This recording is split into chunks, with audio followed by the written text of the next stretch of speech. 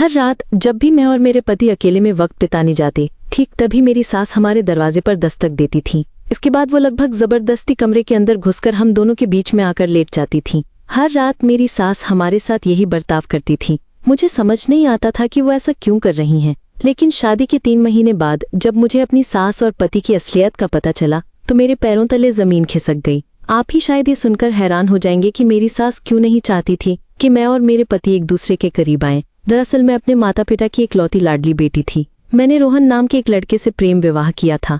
मेरा नाम सुनैना है। मेरे या रोहन के परिवार में से किसी को भी इस शादी से कोई आपत्ति नहीं थी। शादी के बाद ससुराल आकर मैं और मेरे पति दोनों बहुत खुश थे, और खुश होना तो स्वाभाविक ही था, क्योंकि ज्यादातर प्रेम विवाह में परिवार की सहमति नहीं होती, जो हमारे मामले में नहीं हुआ था। इसलिए एक दूसरे को पाकर हम बेहद खुश थे। सुहागरात की रात मेरे पति ने मेरी आंखें बंद करके बड़े प्यार से मुझे अपने कमरे में ले गए और मुझे एक छोटा सा तोहफा भी दिया। कमरे में आने के बाद मेरे पति ने कहा, सुनैना, अब आंखें खोलो, देखो तुम्हारे लिए मैंने ये कमरा और बिस्तर कितनी खूबसूरती से सजाया है। पति की बात सुनकर जब मैंने आंखें खोली तो कमरे के अंदर का वो मनोरम दृश्य देखकर मेरी आंखों को सुकून मिला। मेरे चेहरे पर एक बड़ी सी मुस्कान थी और मन में अपार खुशी थी। मेरे पति ने गुलाब के फूलों से बिस्तर को बहुत खूबसूरती से सजाया था। इसके बाद कमरे में जब हम दोनों एक दूसरे के साथ कुछ निजी पल बिताने लगे, ठीक उसी पल मेरी सास हमारे कमरे में घुस आईं। उन्होंने मेरे पति से कहा, रोहन, तुमसे कुछ बात करनी है, तुम जरा बाहर आओ। मेरे पति अपनी माँ की बात मानकर कमरे से बाहर चले गए। जाते समय वो मेरे कान में फुसफुसाकर कह गए, सुनैना, सो मत जाना, मेरा इंतजार करना, मैं अभी आता हूँ। शायद माँ की दवा खत्म हो गई है, जिसके लिए मुझे अभी बाहर जाना पड़ सकता है। मैंने सोचा शायद सास को कोई जरूरी काम होगा, जिस वजह से सुहागरात की रात में भी उन्होंने अपने बेटे को बाहर बुलाया है। पति के जाने के बाद मैंने सोचा कि शादी का ये भारी जोड़ा बदलकर कोई हल्का सा कपड़ा पहन लूं। जब मैं शादी का भारी जोड़ा उतारकर एक हल्का और पतला सा कपड़ा पहनकर कमरे में बैठी थी, तभी अचानक मुझे लगा कि कमरे के बाहर मेरी सास किसी से चिल्लाकर गुस्से में बात कर रही हैं। मैंने तब सावधानी से कमरे का दरवाजा थोड़ा सा खोलकर बाहर की बातें सुनने की कोशिश की। जो सुना उससे मेरे पैरों तले जमीन खिसक गई। मेरी सास फोन पर किसी से कह रही थी कि मेरे साथ अपने बेटे की शादी करवाकर उन्होंने अपनी जिंदगी की सबसे बड़ी गलती कर दी है। सिर्फ इतना ही नहीं, वो गुस्से में चिल्लाते हुए कह रही थी, मेरे बेटे की शादी इस लड़की से करवाकर इतनी बड़ी भूल की है कि कुछ कहने को नहीं है। एक तो इस शादी में मेरे इतने पैसे खर्च हुए, ऊपर से ये लड़की एक मामूली सी चीज भी अपने साथ लेकर नहीं आई। सोचा था बाप की इकलौती बेटी है तो शादी के दिन बहुत कुछ लेकर आएगी, लेकिन ये तो सिर्फ खाली हाथ ही हमारे घर आ गई। ये सब कहते कहते मेरी सास ने अचानक मेरे कमरे का दरवाजा इतनी जोर से खोला कि दरवाजे की चोट मेरे माथे पर जोर से लगी, क्योंकि मैं दरवाजे के पास ही खड़ी होकर छिपकर उनकी सारी बातें सुन रही थी। उन्होंने कमरे में घुसते ही मुझ पर उंगली उठाकर कहा, तुम खड़ी खड़ी मेरी बातें सुन रही थी? तुम्हारी हिम्मत तो कम नहीं है। सुनो बहू, एक बात अपने दिमाग में डाल लो, जब तक तुम अपने मायके से 30 लाख रुपए नहीं ले आती, तब तक तुम्हें मेरे बेटे का घर करने का कोई अधिकार नहीं है, और मैं तुम्हें कभी भी सम्मान नहीं दूंगी। सास की ये बातें सुनकर डर के मारे मेरे शरीर से पसीना छूटने लगा। खौफ से मेरी आंखें और चेहरा लाल हो गया था। मुझे कुछ समझ नहीं आ रहा था कि मुझे क्या करना चाहिए। ससुराल आने के पहले ही दिन अगर किसी लड़की के साथ उसकी सास ऐसा बर्ताव करे तो उसकी मानसिक हालत कितनी खराब हो सकती है, इसका अंदाजा आप लगा ही सकते हैं। सास के जाने के बाद मेरा रो रो कर बुरा हाल हो गया था। उधर मेरे पति को बाहर गए 2-3 घंटे बीत चुके थे, लेकिन वो अब तक घर नहीं लौटे थे। मैंने सोचा था जब वो घर लौटेंगे तो उनसे इस बारे में बात करूंगी, क्योंकि मैं अपने माता पिता की इकलौती बेटी भले ही थी, लेकिन उनकी इतनी हैसियत नहीं थी कि वो मुझे 30 लाख रुपए देकर विदा करते। सुहागरात की रात ही मेरे साथ ऐसा अन्याय हो गई, ये मैंने सपने में भी नहीं सोचा था। उस दिन मेरी पूरी रात रोते रोते ही गुजर गई। सुबह जब सूरज की रोशनी मेरी आंखों पर पड़ी तो खिड़की की तरफ देखकर मैंने पाया कि मेरे पति गाड़ी के अंदर सो रहे हैं। मैं जल्दी से कमरे का दरवाजा खोलकर उनके पास भागी। वो भी गाड़ी का दरवाजा खोलकर बाहर निकले। बाहर आकर मेरे पति ने कहा, सुनैना, मैंने रात भर कितनी बार दरवाजा खटखटाया, लेकिन तुम लोगों में से किसी ने दरवाजा क्यों नहीं खोला? आखिरकार मजबूर होकर मुझे गाड़ी के अंदर ही सोना पड़ा। मैंने तब उनसे कहा, पता नहीं, शायद ध्यान नहीं दिया, गहरी नींद में होने की वजह से शायद हम में से किसी ने नहीं सुना। तभी मेरे पति की नजर मेरे माथे पर पड़ी। पिछली रात सास के जोर से धक्का देने पर दरवाजा मेरे माथे पर लगा था, जिससे वो जगह लाल होकर सूज गई थी। उन्होंने पूछा, तुम्हारे माथे पर यह लाल निशान कैसा है? तब मैं अपने पति को सास के बुरे बर्ताव की सारी घटना बताने पर मजबूर हो गई। इतनी बड़ी बात मैं उनसे छिपा नहीं सकती थी, क्योंकि सास ने मुझसे 30 लाख रुपए की मांग की थी, और इतनी बड़ी बात किसी भी हाल में पति से छिपाई नहीं जा सकती थी। मेरी तरफ से सारी सच्चाई जानने के बाद मेरे पति ने मुझे बहुत प्यार और दुलार से कहा, सुनैना, तुम बिल्कुल मत सोचो, मैं सब संभाल लूंगा। माँ ने जितने पैसों की मांग की है, मैं खुद ही वो पैसे माँ को दूंगा, और ये बात सिर्फ तुम्हारे और मेरे बीच ही रहेगी। मैं दिन रात मेहनत करके पैसे जमा करूंगा और माँ के हाथ में दे दूंगा, इसलिए तुम इसे लेकर कोई चिंता मत करो। दरअसल मेरी माँ का मेरे सिवा और कोई नहीं है, इसलिए मैं माँ को भी दुख नहीं दे सकता और मैं तुम्हें भी किसी तकलीफ में नहीं डालना चाहता या तुम्हें छोड़कर भी नहीं रह सकता। इसलिए हमारे पास एक ही रास्ता है कि मैं खुद 30 लाख रुपए कमाकर तुम्हारे पिता के हाथ में दे दूं और तुम्हारे पिता वो पैसे मेरी माँ को दे देंगे। इससे सारी समस्या हल हो जाएगी। माँ फिर तुम पर गुस्सा भी नहीं करेंगी। पति के मुंह से इतनी अच्छी बातें सुनकर मैं खुशी से उनके गले लग गई और उनके सीने पर सर रखकर बहुत देर तक रोती रही। मैंने सपने में भी नहीं सोचा था कि मेरा पति मुझे इतना प्यार करेगा, कि वो मेरे दुख को अपना दुख समझकर उसे हल करने की कोशिश करेगा। लेकिन क्या सच में मेरा पति मुझे इतना प्यार करता था? क्या वो वाकई इतना अच्छा इंसान था, या उसके मन में भी माँ की तरह ही बहुत सी उलझनें थी? यह आप कहानी में आगे जानेंगे, तब आप भी शायद बहुत हैरान हो जाएंगे। उस दिन दोपहर में यानी शादी के ठीक अगले दिन मेरी सास हमारे कमरे में आकर मुझे और मेरे पति से बोली, तुम दोनों बाहर आओ, पंडित जी आए हैं। सुनैना, तुम जल्दी से तैयार होकर बाहर आओ, पंडित जी तुम्हारी कुंडली देखेंगे। सास की बात मानकर मैं और मेरे पति कमरे से निकलकर बरामदे में सोफे पर जाकर बैठ गए। पंडित जी ने मेरा हाथ देखने के बाद मेरी सास की तरफ देखकर कहा, 10 दिन तक अगर ये दोनों एक दूसरे के करीब आए तो मेरे बेटे की जान को खतरा है, इसलिए हमें एक यज्ञ का आयोजन करना होगा और 10 दिन तक मुझे और मेरे पति को अलग अलग कमरों में सोना होगा। ये सुनकर मेरी सास रोते रोते बोली, पंडित जी क्या और कोई उपाय नहीं है? तब पंडित जी ने साफ साफ ना कह दिया। पंडित जी की बात सुनकर मैं भी बहुत हैरान हुई।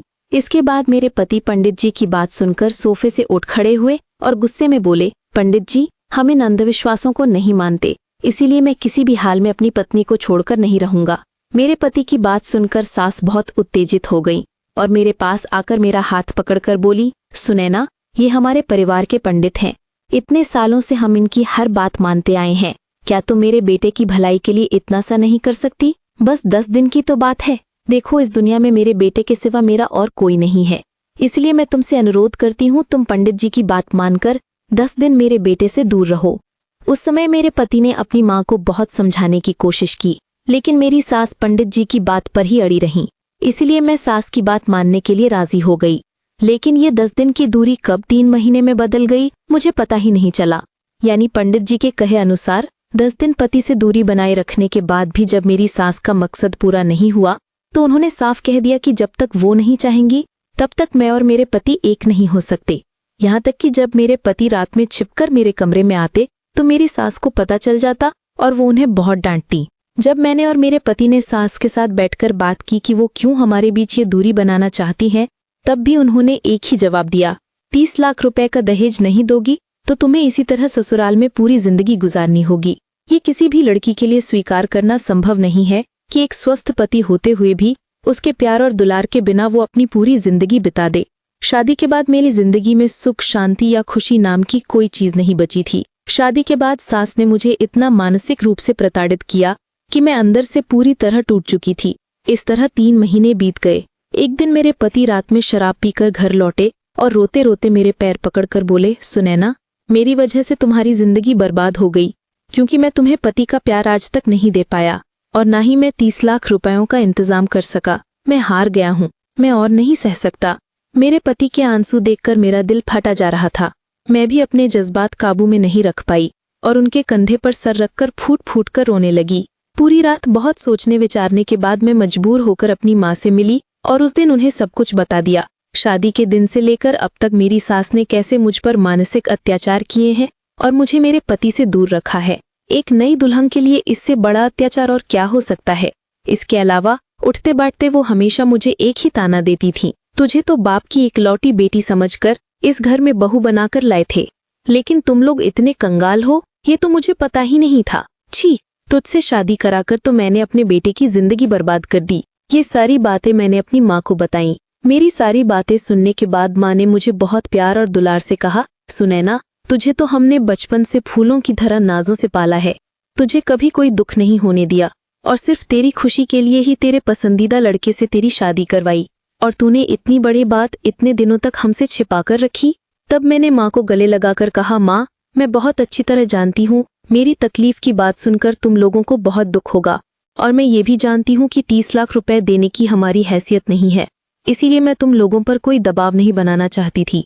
तब माँ ने मुझसे कहा, मेरी 1 बीघा जमीन है, उसे बेचकर जो भी पैसे मिलेंगे मैं वो पैसे तेरे गृहस्थी की सुख शांति के लिए तेरी सास के हाथ में दे आऊंगी।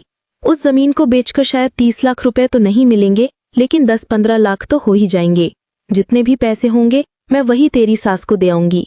माँ से बात होने के 15 दिनों के अंदर ही मेरे माता पिता मेरे ससुराल आए और सास के हाथ में नकद 15 लाख रुपए दे गए। पैसे पाकर मेरी सास तो बहुत खुश हुई और उन 15 लाख रुपए मिलने के बाद ही उन्होंने मेरे पति को मेरे पास रहने की इजाजत दी।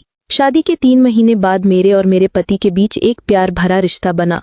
इस तरह और करीब 3 महीने बीत गए। जब मैं गर्भवती हुई तो मेरी सास ने मेरे साथ ऐसा बुरा बर्ताव करना शुरू कर दिया जिसे सुनकर आप भी दहल जाएंगे। असल में मेरी सास को 15 लाख रुपए मिलने के बाद जब मुझे मेरे पति के साथ रहने की इजाजत मिली, उसके 2 महीने बाद ही मैं गर्भवती हो गई और मेरे गर्भवती होने की खबर सुनकर ही सास ने मुझ पर हाथ उठाना शुरू कर दिया।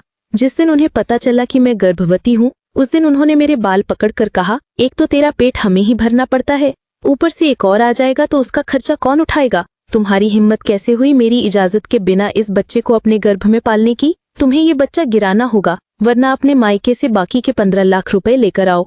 उस समय मैंने सास के हाथ पैर पकड़कर कहा, माँ आप मेरे साथ इतना बुरा बर्ताव कैसे कर सकती हैं? मेरे पिता की हैसियत नहीं थी, फिर भी मेरे माता पिता ने अपनी वो थोड़ी सी जमीन बेचकर सारे पैसे आपके हाथ में दे दिए। इससे ज्यादा वो और नहीं दे पाएंगे। आप मुझे मार भी डालेंगी तो भी मैं अपने माता पिता से पैसे नहीं मांग सकती। और मेरे पेट में जो बच्चा है वो तो आप ही के बेटे का अंश है, आप ही का खून है। आप कैसे इस बच्चे को गिराने की बात कर सकती हैं? मेरी सास ने तब मेरे गाल पर एक जोरदार थप्पड़ मारकर कहा, मेरे साथ जुबान लड़ाने से कोई फायदा नहीं है और ये बड़ी बड़ी बातें करने से भी कोई लाभ नहीं होगा।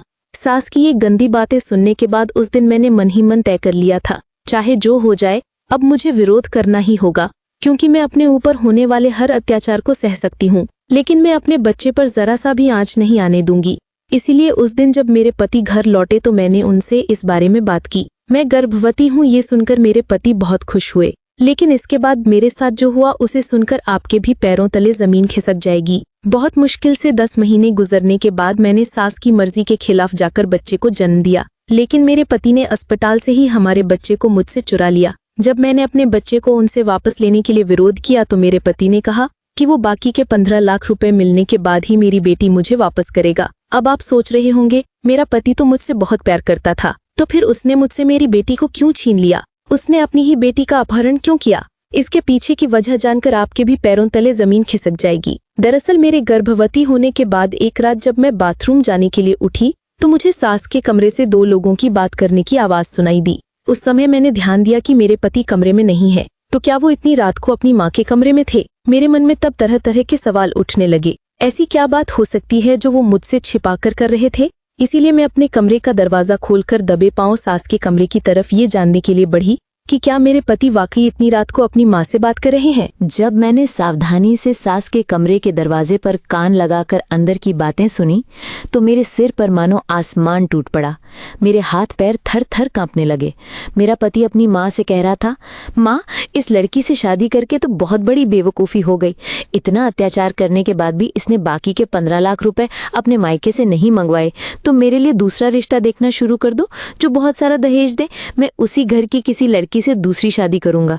इस कंगाल लड़की से शादी करके मैं ठगा गया। सोचा था इसके साथ प्यार का नाटक करके शादी करूंगा तो बहुत दहेज मिलेगा, लेकिन मेरी सारी चाल नाकाम हो गई। उस दिन छिपकर अपने पति के मुंह से सारी सच्चाई सुनने के बाद मुझे और कुछ भी समझने की ज़रूरत नहीं थी।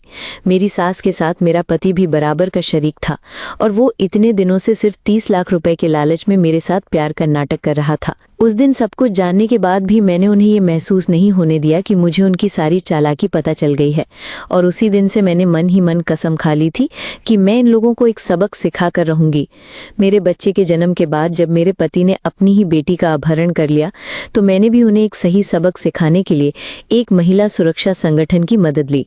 मैंने उन्हें अपनी सास और पति के बारे में सारी सच्चाई बताई, कैसे उन्होंने मुझे धोखा दिया और मेरे साथ बहुत बुरा बर्ताव किया। इसके बाद वे लोग एक टीम के साथ मेरे ससुराल आए। उस संगठन की जो प्रमुख थीं, उन्होंने मेरी सास और पति से कहा, अगर वे मेरे साथ ऐसा ही बुरा बर्ताव जारी रखते हैं तो मेरे माता पिता द्वारा दिए गए 15 लाख रुपए उन्हें ब्याज समेत मुझे लौटाने होंगे और हर महीने मुझे और मेरी बेटी का सारा खर्चा मेरे पति को उठाना होगा, और या फिर मेरे साथ ससुराल में बहुत अच्छे से पेश आना होगा। असल में मैं ये बहुत अच्छी तरह जानती थी कि अगर मैं मायके चली गई तो वे लोग कभी भी मेरे माता पिता के दिए हुए वे 15 लाख रुपए मुझे वापस नहीं करेंगे, क्योंकि मेरी सास ने तो मेरे माता पिता के दिए हुए वे 15 लाख रुपए मेरी आंखों के सामने ही बर्बाद कर दिए थे। मेरी सास और पति के पास तब मुझे अपनाने के सिवा और कोई चारा नहीं था, इसलिए उन्होंने मजबूर होकर मुझे फिर से अपना लिया। और उस दिन से जब भी मेरी सास या पति मेरे साथ कोई बुरा बर्ताव करते तो मैं महिला सुरक्षा संगठन का नाम लेकर उन्हें धमकाती। तब डर के मारे मेरी सास और पति सीधे रास्ते पर आ जाते। मैं आज भी लड़कर अपनी बेटी के साथ अपने ससुराल में ही हूँ और अपने सारे अधिकार अपनी सास और पति से छीन कर लिए हैं। आज एक बहुत ज़रूरी बात मैं आप सबसे कहना चाहती हूँ, खासकर उन लड़कियों से जो मेरी तरह ही पीड़ित हैं। ससुराल छोड़कर भागना नहीं है, बल्कि ससुराल में रहकर ही अपने हक की लड़ाई लड़नी है।